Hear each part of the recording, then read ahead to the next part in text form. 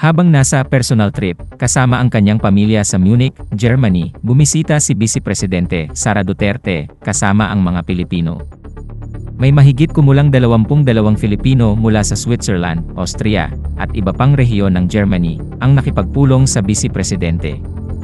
Ang hakbang ng Maisog International Germany, ay ang organisasyong kinilala ni Duterte sa pagtulong sa kanya at sa kanyang pamilya.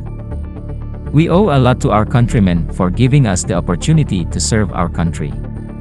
From our father former President Rodrigo Duterte, to me today, your support is still full, warm, strong for me and our family, including brothers, Sebastian and Paolo, wika ng Vice Presidente.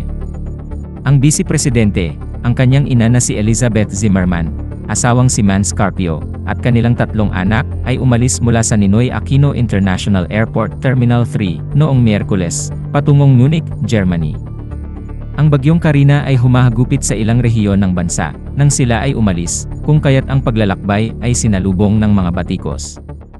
Nakakalungkot ang petsa ng biyahe na, kasabay ng bagyong Karina, ayon sa Office of the Vice President, OVP, ngunit nakahanda ang Disaster Operations Center nito na suportahan ang mga pamilyang apektado ng kalamidad.